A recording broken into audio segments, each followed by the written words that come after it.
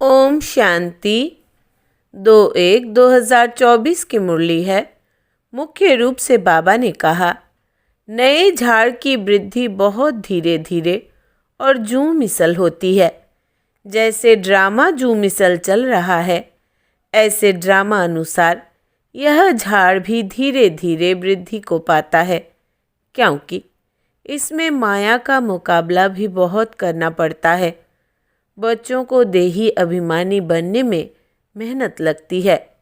देही अभिमानी बने तो बहुत खुशी रहे, सर्विस में भी वृद्धि हो, बाप और बरसे की याद रहे तो बेड़ा पार हो जाए। फिर कहा, निर्माणता का गुण धारण करना है, ज़रा भी अहंकार में नहीं आना है। ऐसा महावीर बनना है जो माया हिला न सके। सभी को मन मना भव का वशीकरण मंत्र सुनाना है। बहुत प्यार और धीरज से सबको ज्ञान की बातें सुनानी है। बाप का पैगाम सब धर्म वालों को देना है। अब सुनते हैं महावाक्यों को विस्तार से। बाबा ने कहा, मीठे बच्चे, देही अभिमानी बनो तो विकल्प समाप्त हो जाएंगे। किसी भी बात से डर नहीं लगेगा, तुम फिक्र से फारिग हो जाएंगे। प्रश्न है, नए झाड़ की वृद्धि किस तरह से होती है और क्यों? उत्तर, नए झाड़ की वृद्धि बहुत धीरे धीरे और जूं मिसल होती है। जैसे ड्रामा जूं मिसल चल रहा है, ऐसे ड्रामा अनुसार यह झाड़ भी धीरे धीरे वृद्धि को पाता है, क्योंकि इसमें माया का मुकाबला भी बहुत करना पड़ता है। बच्चों को देही अभिमानी बनने में मेहनत लगती है। देही अभिमानी बने तो बहुत खुशी रहे, सर्विस में भी वृद्धि हो, बाप और वर्षे की याद रहे तो बेड़ा पार हो जाए। ओम शांति। रूहानी बाप बैठ रूहानी बच्चों को समझाते हैं। रूहानी बाप भी अकाल मूर्त है। रूहानी बाप कहा जाता है परम पिता परमात्मा को। तुम बच्चे भी अकाल मूर्त हो। तुम सिख लोगों को भी अच्छी तरह से समझा सकते हो। यूं तो कोई भी धर्म वालों को समझा सकते हो। यह भी बाप ने बताया है कि यह झाड़ धीरे धीरे बढ़ता है। जैसे ड्रामा जूं मिसल चलता है, वैसे झाड़ भी जूं मिसल बढ़ता है। पूरा कल्प लगता है बढ़ने में। अभी तुम्हारा यह नया झाड़ है। तुम बच्चों की भी कल्प की आयु हो जाती है। 5000 वर्ष से तुम चक्र लगाते हो। जूं मिसल यह चक्र चलता है। पहले पहले तो आत्मा को समझना है, यही डिफ़िकल्ट बात है। बाप जानते हैं, ड्रामा अनुसार आहिस्ते आहिस्ते झाड़ बढ़ता है, क्योंकि माया का मुकाबला होता है। इस समय उसका राज्य है, फिर तो रावण ही नहीं रहता। तुम बच्चों को पहले देही अभिमानी बनना है। देही अभिमानी बच्चे सर्विस बहुत अच्छी करेंगे और बहुत खुशी में भी रहेंगे। बुद्धि में फालतू विकल्प नहीं आएंगे। गोया तुम माया पर जीत पाते हो तो फिर तुमको कोई हिला न सके। अंगद का भी दृष्टांत है ना, इसलिए तुम्हारा महावीर नाम रखा है। अभी तो एक भी महावीर नहीं। महावीर पिछाड़ी में बनेंगे, सो भी नंबरवार। जो अच्छी सर्विस करते हैं उनको महावीर की लाइन में रखेंगे। अभी वीर है, महावीर पिछाड़ी में होंगे। ज़रा भी कोई संशय नहीं आना चाहिए। कोई तो बहुत अहंकार में आ जाते हैं, कोई की भी परवाह नहीं करते। इसमें तो बड़ी निर्माणता से कोई को समझाना होता है। अमृतसर में सिखों की तुम सर्विस कर सकते हो। संदेश तो सबको एक ही देना है। बाप को याद करने से तुम्हारी आत्मा की कट उतर जाएगी। वो लोग कहते हैं जप साहिब को। साहिब की महिमा भी है। एको ओंकार, सतनाम, अकाल मूर्त। अब अकाल मूर्त कौन? कहते हैं सदगुरु अकाल। अकाल मूर्त तो आत्मा है ना, उनको कभी काल खा न सके। आत्मा को तो पाठ मिला हुआ है, सो तो पाठ बजाना ही है, उनको काल खाएगा कैसे? शरीर को खा सकता है, आत्मा तो अकाल मूर्त है। तुम सिखों के पास जाकर भाषण कर सकते हो, जैसे गीता वाले भी भाषण करते हैं। तुम बच्चे जानते हो, भक्ति मार्ग की तो अथाह सामग्री है, ज्ञान जरा भी नहीं। ज्ञान का सागर है ही एक बाप। मनुष्य को ज्ञानवान नहीं कहा जाएगा। देवताएं भी तो मनुष्य है ना, परंतु दैवी गुण है, इसलिए देवता कहा जाता है। उन्हों को भी बाप से ही वर्षा मिला था। तुम भी इस राजयोग से विश्व के मालिक बन रहे हो। सद्गुरु अकाल कहते हैं ना, सत्य तो वो एक ही बाप है, वही पतित पावन है। दो बाप का भी परिचय देना है। तुमको भाषण के लिए 2 मिनट मिले तो भी बहुत है, 1 मिनट 1 सेकंड मिले तो भी बहुत है। जिनको कल्प पहले तीर लगा होगा उनको ही लगेगा, कोई बड़ी बात नहीं, सिर्फ पैगाम देना है। बाबा ने समझाया है, समझो। गुरु नानक आता है तो वो कोई मैसेज नहीं देते कि तुमको वापस घर चलना है, उसके लिए पवित्र बनो। वो तो पवित्र आत्माएं ऊपर से आती है, उनके धर्म की वृद्धि होती है, आते रहते हैं। वास्तव में सद्गति दाता कोई मनुष्य हो नहीं सकता। सद्गति दाता एक बाप है, मनुष्य तो मनुष्य ही है। फिर समझाया जाता है फलाने धर्म का है। बाप ने समझाया है, तुम अपने को आत्मा समझो, पवित्र बनो। गुरु नानक ने कहा है, मूत पलीती कपड़ धोए। यह भी पीछे शास्त्र बनाने वालों ने लिखा है। पहले तो बहुत थोड़े होते हैं, उनको क्या बैठ सुनाएंगे। यह ज्ञान भी बाप तुमको अभी देते हैं। फिर शास्त्र तो पिछाड़ी में बनते हैं। सतयुग में तो शास्त्र होते नहीं। पहले तो समझाना है, बाप को याद करो तो विकर्ण विनाश होंगे। विनाश तो होना ही है। पूछना चाहिए, सर्वव्यापी किसको कहते हो? जिसकी यह महिमा गाते हो, एक ओंकार, वो तो बाप ठहराना। उनके बच्चे हम आत्माएं भी अकाल मूर्त है। हमारा तख्त यह है, हम एक तख्त छोड़ दूसरे पर बैठे हैं। 84 तख्त पर बैठते हैं। अभी यह है पुरानी दुनिया, कितने हंगामे हैं। नई दुनिया में यह बातें हो न सके। वहाँ तो एक ही धर्म होता है। बाप तुमको विश्व की बादशाही दे देते हैं, तुम्हारे पर कोई चढ़ाई नहीं कर सकते। द्वापर से धर्म स्थापक आते हैं अपने अपने धर्म की स्थापना करने। उनका धर्म जब वृद्धि को पाए, ताकत में आए, तब लड़ाई की बात हो। इस्लामी पहले कितने थोड़े होंगे। तुम्हारा धर्म तो यह स्थापन होता है, वो आते ही द्वापर में है, उस समय ही धर्म स्थापन होता है। फिर 1-2 के पिछाड़ी आते जाएंगे। यह बड़ी समझने की बातें हैं। कोई तो ड्रामा अनुसार कुछ भी धारण नहीं कर सकते हैं। बाप समझाते हैं, ज़रूर उनका पद कम होगा। यह कोई श्राप नहीं है। माला तो महावीरों की बनती है। ड्रामा अनुसार सभी एक जैसा पुरुषार्थ तो कर नहीं सकते, आगे भी नहीं किया होगा। कहेंगे, फिर हमारा क्या दोष है? बाप भी कहते हैं, तुम्हारा कोई दोष नहीं, तकदीर में नहीं है तो बाप क्या कर सकते। समझ सकते हैं कौन कौन किस पद के लायक है। सिखों को भी समझाना है कि साहिब को जपो तो सुख शांति मिले।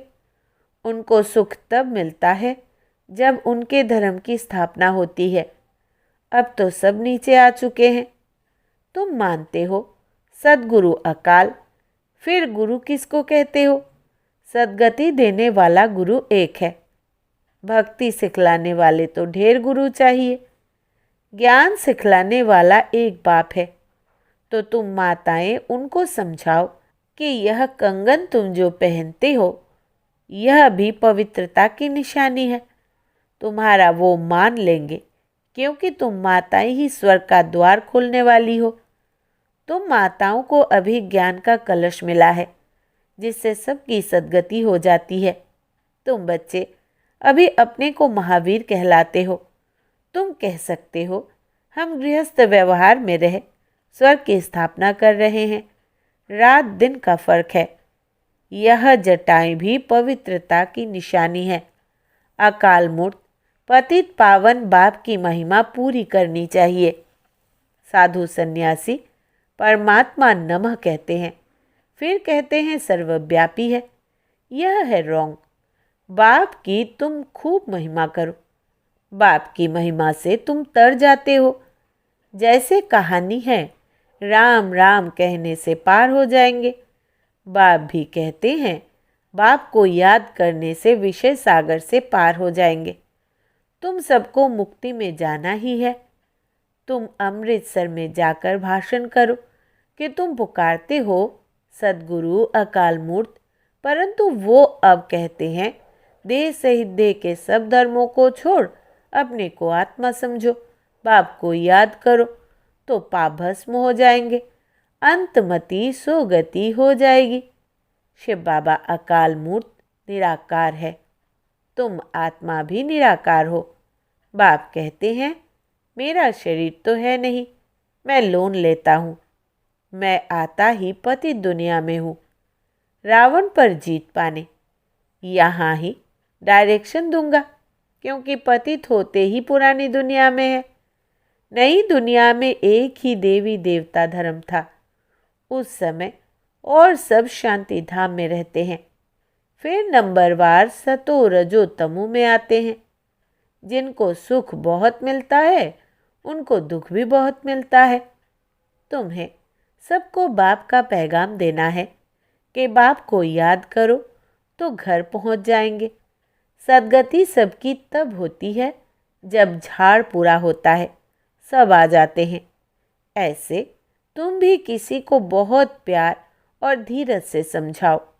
तुमको चित्र उठाने की भी दरकार नहीं है। वास्तव में चित्र है नयों के लिए। तुम कोई भी धर्म वालों को समझा सकते हो, परंतु बच्चों में इतना योग नहीं जो तीर लगे। कहते हैं बाबा हम हार खा लेते हैं। माया एकदम काला मुंह करा देती है। उनको यह पता ही नहीं पड़ता है हम देवता थे, इस समय असुर बन पड़े हैं। अब बाबा कहते हैं अपने को आत्मा समझ बाप को याद करो। बाप का पैगाम सबको देते रहो। बाइस्कोप के स्लाइड्स पर भी लिखो कि त्रिमूर्ति परम पिता परमात्मा शिव कहते हैं माँ में कमी याद करो तो तुम्हारे विकर्म विनाश होंगे, तो मुक्ति जीवन मुक्ति पालेंगे। पैगाम तो सबको देना है ना। स्लाइड्स भी बन जाना चाहिए। इसमें यह जैसे एक वशीकरण मंत्र मन मना भव का सबको दो। इस पढ़ाई में देरी नहीं लगती।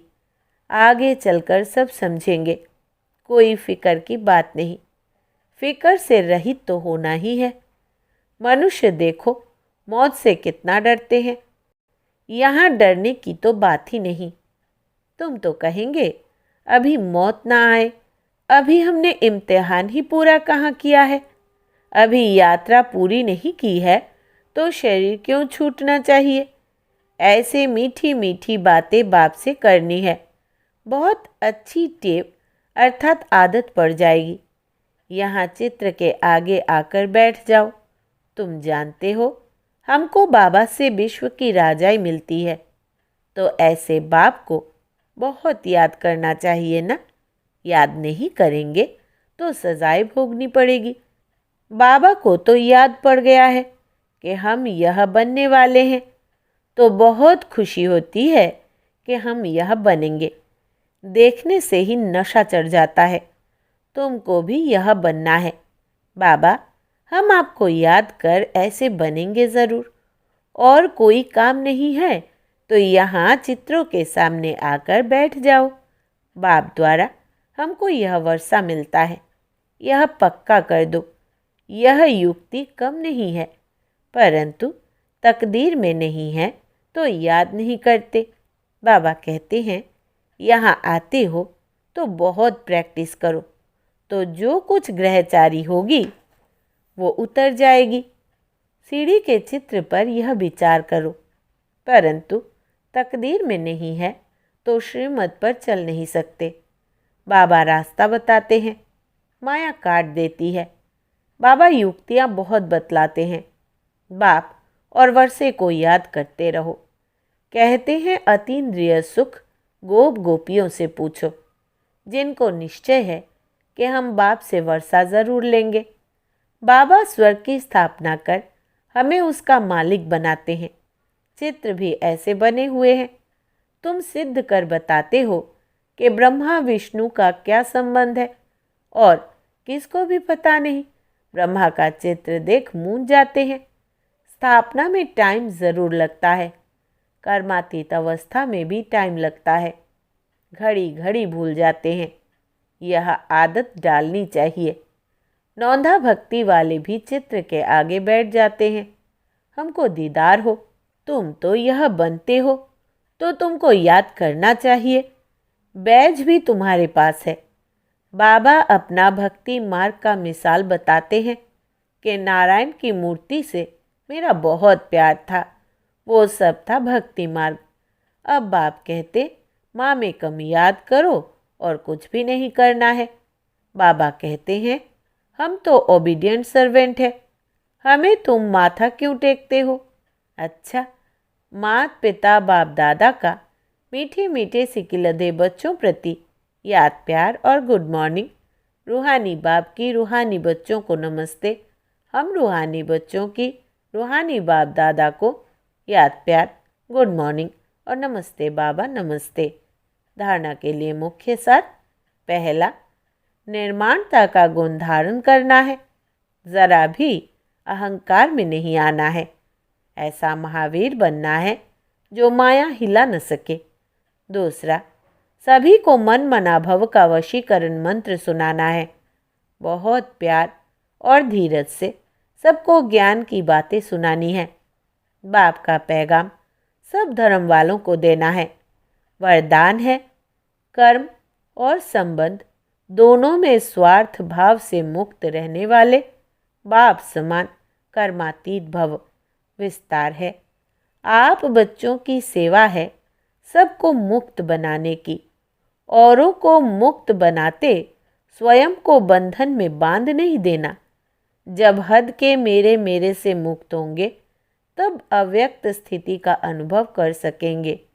जो बच्चे लौकिक और अलौकिक कर्म और संबंध दोनों में स्वार्थ भाव से मुक्त है, वही बाप समान कर्मातीत स्थिति का अनुभव कर सकते हैं। तो चेक करो कहाँ तक कर्मों के बंधन से न्यारे बने हैं। व्यर्थ स्वभाव संस्कार के वश होने से मुक्त बने हैं। कभी कोई पिछला संस्कार स्वभाव वशीभूत तो नहीं बनाता है। स्लोगन है, समान और संपूर्ण बनना है तो स्नेह के सागर में समा जाओ।